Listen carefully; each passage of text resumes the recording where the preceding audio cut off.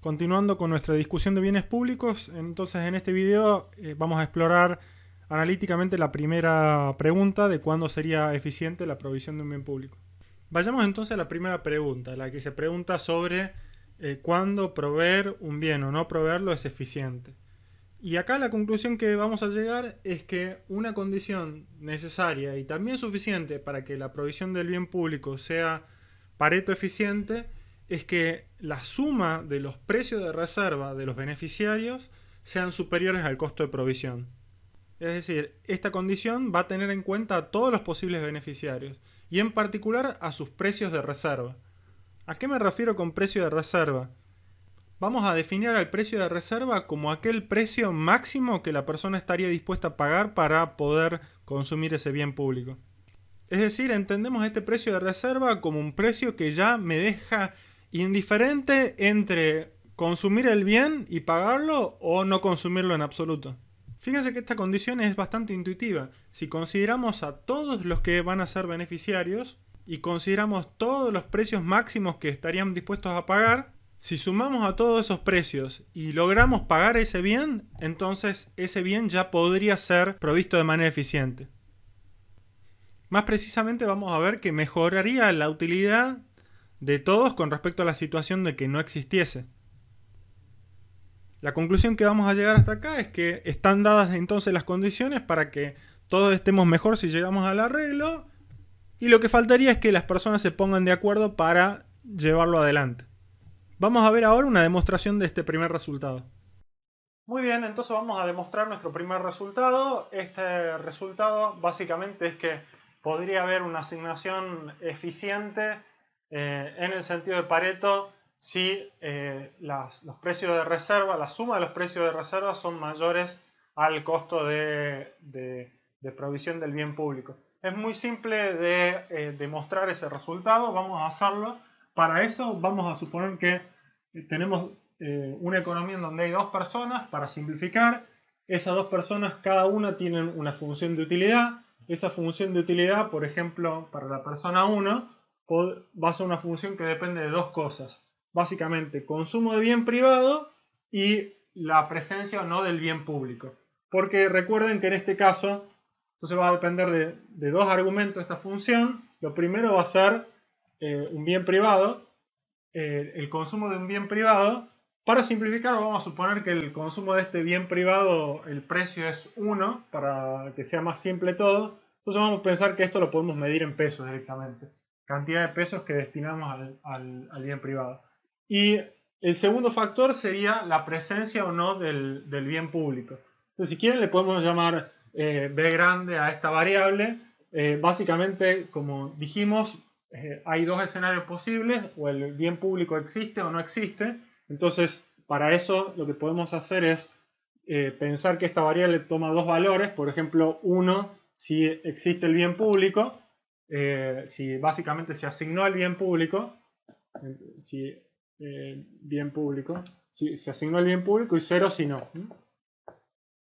Esa podría ser una definición fácil. Bien, entonces ya nos podríamos olvidar de esta B, y lo que vamos a ver es o que aparezca acá un 1 o un 0, ¿no? Entonces esa sería la idea.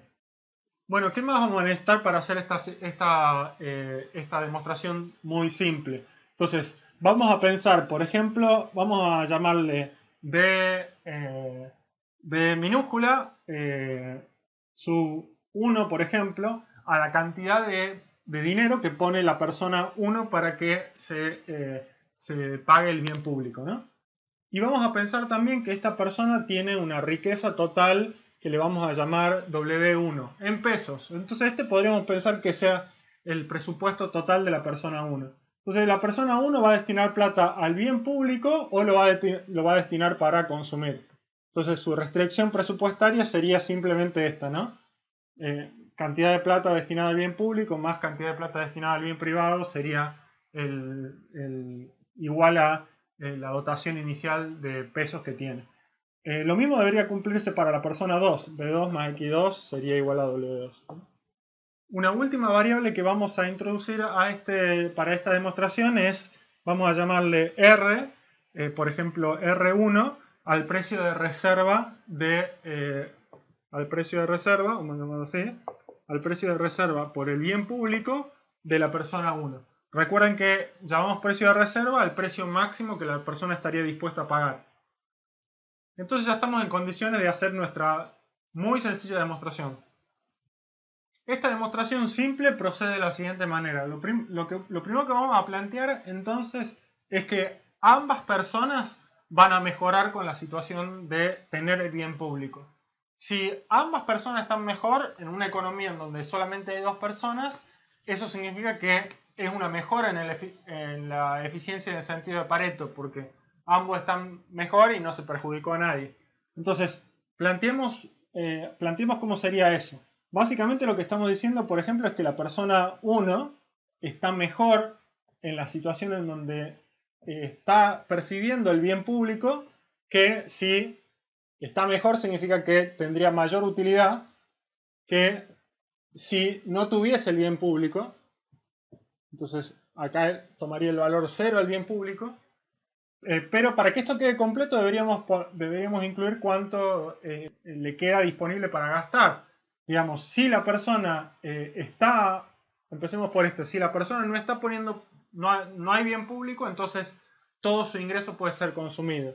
Entonces esto sería simplemente W1, porque toda la dotación se la podría consumir.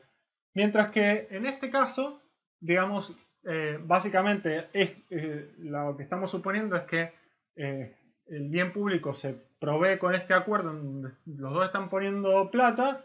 Entonces para eso solamente le quedaría a la persona el ingreso luego de pagar su parte del bien público. Entonces esto sería W1 menos B1 chiquita, así, ¿no? Bueno, dijimos que íbamos a plantear esto para las dos personas, entonces la otra persona también lo vamos a escribir igual. Tendría que ser que la situación en donde está poniendo plata para el bien público y está consumiendo el bien público, sería mejor que la situación en la cual no pone nada de plata y se consume todo su ingreso o toda su dotación y no percibe el bien público. Bueno, estas deberían ser las dos condiciones que se tienen que cumplir para que los dos estén mejor en el sentido de Pareto. Bueno, muy simple. Ahora lo que vamos a hacer, voy a borrar esto un segundo solamente para mostrar cómo voy a proceder acá. Aquí es donde entra el precio de reserva. Básicamente lo que nosotros establecimos como definición es que el precio de reserva es tal que es el máximo precio que una persona estaría dispuesta a pagar. De manera que es esa situación en donde está pagando el precio de reserva le da la misma felicidad que la situación en donde no pusiese nada de plata y no fuese beneficiaria de consumir el bien público. Por lo tanto, siguiendo esa definición, si queremos ingresar esto acá, deberíamos decir que esta situación en donde básicamente se consume todo su ingreso y no recibe nada del bien público es equivalente a la situación en donde básicamente está pagando exactamente, en vez de pagar B1, paga exactamente el precio de reserva y está disfrutando del bien público por pagar eso. Muy bien, fíjense entonces qué es lo que quedó. Lo que quedó acá es que esta utilidad debería ser mayor que esta utilidad, y la única manera para que se cumpla que esto es mayor que esto es porque básicamente tendría que ser que B1 es más chiquito que R1. Por lo tanto, tendría que ser que B1 sea menor que R1. Bueno, la segunda condición era exactamente igual que la primera, nomás que donde decía 1, nomás que donde dice 1 acá, decía 2. Entonces yo tendría que sacarle exactamente la misma condición, que esto va a pasar si B2 es menor que R2. Por lo tanto, fíjense que no dijimos otra cosa que una persona va a estar mejor con la existencia del bien público si básicamente está poniendo menos plata que su precio de reserva. Y básicamente la otra persona tendría que ser también que va a estar mejor si está poniendo en el arreglo, está poniendo menos plata que su precio de reserva. Por lo tanto, estas dos son condiciones necesarias para que la asignación de un bien público genere eficiencia. Si se cumplen las dos, va a haber eficiencia. Lo último que podemos notar es que si básicamente se cumple esta condición y se cumple esta condición, hay una tercera condición que se va a cumplir. Es una implicancia de estas dos. Si B1 es menor que R1 y B2 es menor que R2, tiene que ser que si yo sumo B1 más B2, esto siga siendo menor que R1 más R2. ¿Y qué es lo que me quedó acá? Básicamente lo que me quedó acá, fíjense, B1 más B2 es el arreglo por el cual ambos ponen la plata para pagar el bien público. Es decir, la suma de estos dos es la contribución necesaria para proveer el bien público. Básicamente es el costo del bien público. Esto le podríamos llamar C o el costo del bien público. Es decir, lo que me quedó es que la suma de los precios de reserva son mayores que el costo del bien público. Y esta es la demostración del resultado, entonces, porque lo que nosotros dijimos es que si la asignación del bien público es eficiente, es porque la suma de los precios de reserva, es decir, la suma de las disposiciones a pagar máximas, superan el costo de provisión del bien público. Llegamos a un resultado que es muy intuitivo. Básicamente, si entre todas las personas que hay en la economía sumamos las disposiciones a pagar máximas de todos y cubrimos el costo y con eso cubrimos el costo de provisión, entonces la asignación del bien público va a ser eficiente en el sentido de Pareto. Si bien a la condición de eficiencia que llegamos es muy intuitiva y es casi evidente en sí misma, hay algunas cosas que valen la pena resaltar. En primer lugar, fíjense que la eficiencia va a terminar dependiendo de la voluntad individual a pagar, porque en eso en parte se resume el precio de reserva, y por supuesto también va a depender del costo del bien público en cuestión. Por otro lado, notemos también que la eficiencia en la asignación del bien público va a terminar cayendo sobre la distribución de la riqueza de las personas involucradas.